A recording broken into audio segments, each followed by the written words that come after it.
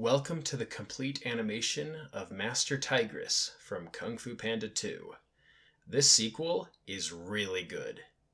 It does all the things that I love when sequels do them. Like when it takes all the relationships that the first movie took to establish and runs with them. It's like, hey, these people are all friends now. Let's let them be friends the whole movie. And even when there's disagreements between them, there isn't a it's like the conflict isn't their relationship with each other. It's that they have disagreements while still being friends. I just absolutely hate it when there's like a sequel that shows characters having a breakup story and then they get to be friends again at the end. That's so not satisfying. And this movie doesn't do that. They're friends the entire way, even when they argue with each other or don't quite see eye to eye. They're still friends. And also, just the general quality of the movie has been improved. There were times in the first Kung Fu Panda where major characters wouldn't be all that well animated because they weren't the main focus in the frame at that moment. In particular, at near the end of the first movie, there was a time when Tigress was just standing in the back while Po was receiving the Dragon Scroll, and I don't think I've ever noticed a main character being put in the same idle animation for so long in such a big budget movie. And they don't do that in the sequel. It, like, every character, no matter what, they always feel like they're having unique animations for the situation that they're in. And I still absolutely love how Tigress runs on all fours. It's just so cool. Sure, you could have her run standing upright, but where's the fun in that? It's just so cool. I will also say that the lighting in this movie is really good. In fact, I'd say it's better than the first movie, and that's saying something because the first movie had really good lighting. And they do a really good job at having characters' outlines being illuminated by light that's in front of them. Like, if a character is standing in front of a really bright light, it's like the light that's captured on the edge of their fur is more illuminated, and it's just a really cool thing. And I don't know if it's completely accurate, but it looks good. And that's one of the first rules in animation. It is completely okay to fudge the rules of reality just a bit if it leads to more satisfying animation. But that's not to say that everything is perfect in this movie. Especially on this boat scene. If you look closely at the bag of potatoes or something, you can tell that there's some actual modeled things, but then there's just like a texture underneath them. It makes it look like that particular thing was from a video game from the early 2000s.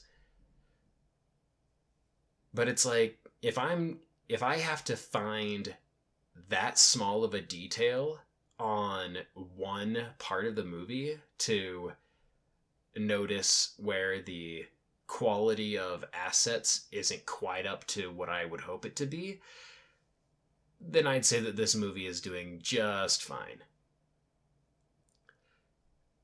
And I really like the villain in this movie.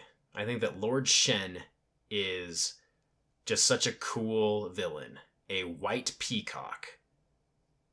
it's like, who would have thought to do that? But then when they do it, it's perfect. And I think that he is a better villain than Tai Lung, and I liked him from the first movie. One of the things about this movie is that it feels, I don't know, it's like this movie, it needs to have, you need to watch the first movie to really get this one, which is just fine for a sequel. But it's like there are so many sequels that are so obsessed with making sure that new audiences won't feel left out that they spend way too much time at the beginning sort of rehashing stuff that came before.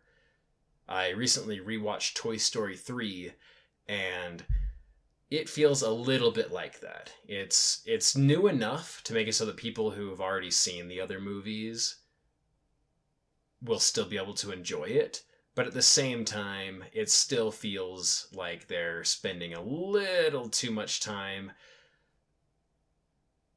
making sure that people who hadn't seen the first two would be up to speed. But this movie doesn't do any of that. Also, I'd say that the groundedness of the animation in this movie is even more impressive than the first one. Yes, characters are doing high-flying, impossible stunts, but it feels like they've got real weight behind them, and it feels like they are realistic in the context that they show. It's cool. Like I said in my thoughts about the first movie, this show really just nails making over the top kung fu nonsense look awesome. And again, I think that a Western animation studio is usually better at doing that than non-Western ones. And I think it's just because that Western studios are better at being a bit more self-aware, but still being sincere. I don't know. Maybe I'm just biased because the more and more that I see anime, it really just isn't for me. Another thing that this movie does is it basically stretches Po and Tigress's relationship to the limit. It's like the entire time, it's like, are they an item? Are they not? Are they, aren't they? And the fact that this movie is able to tread that line so carefully for the entire duration and never give a satisfactory answer beyond just, yeah, they're good friends that care deeply about one another. I think that there's something to be said about that. It's just, it just has tension and it's never resolved. And I'd say that has a lot of guts behind it doing that. And even in the sequel, it doesn't resolve it. And I just barely watched the first episode of the Legends of Awesomeness TV series. And while I'm not going to talk about its quality, but even there, the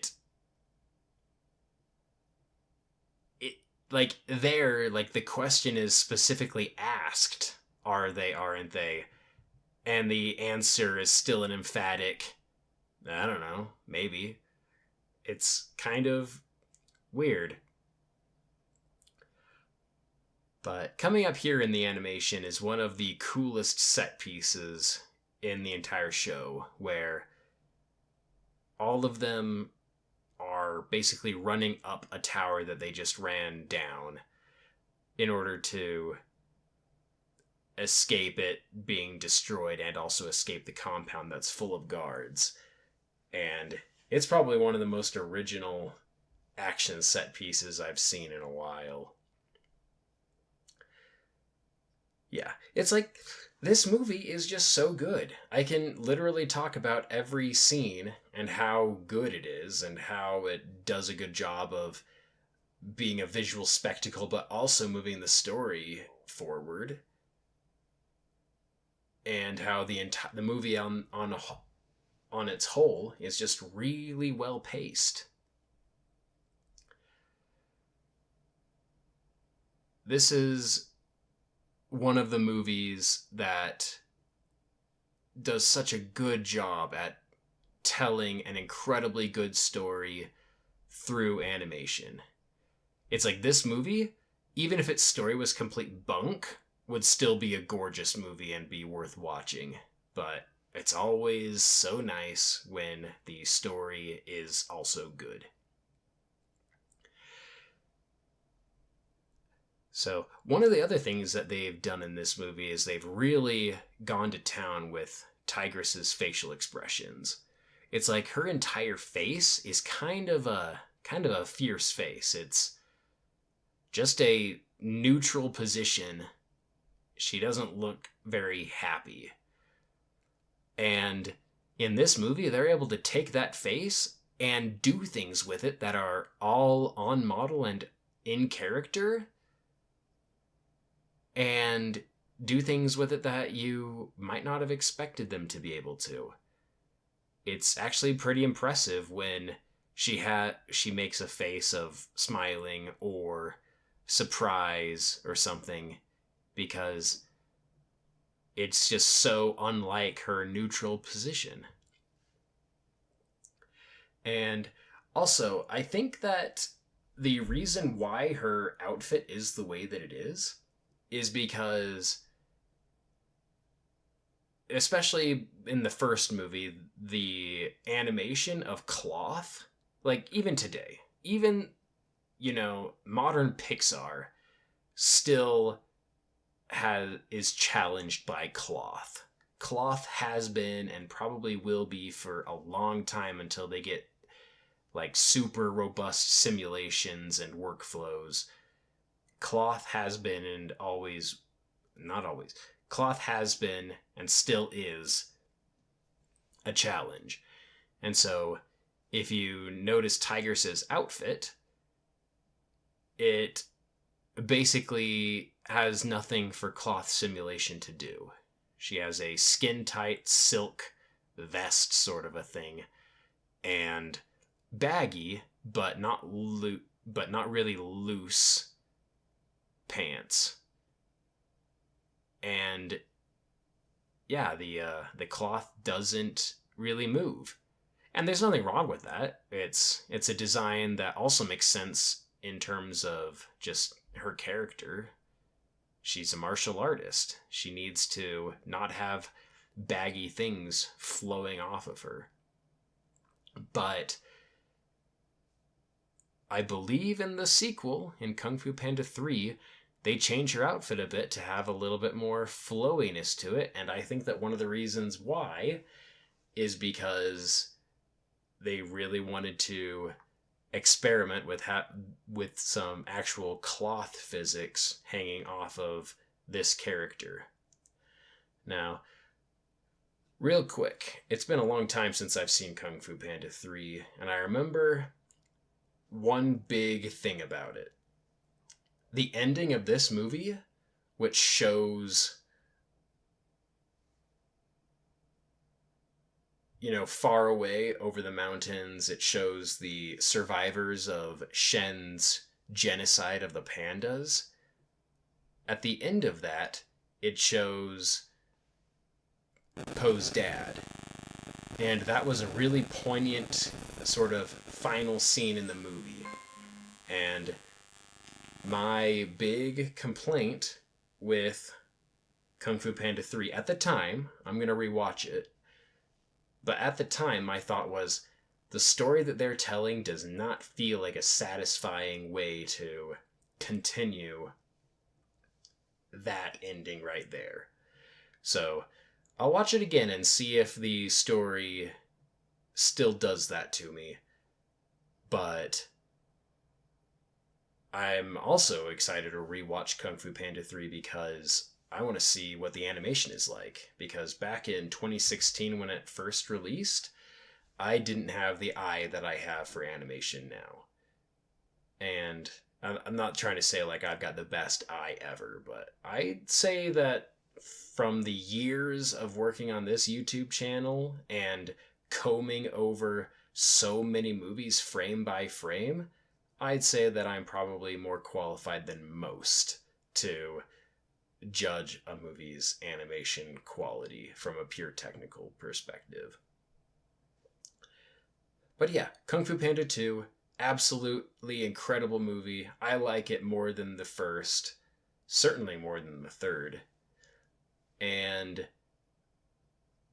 I think that it does bold things with its story, and I think it does bold things with its characters.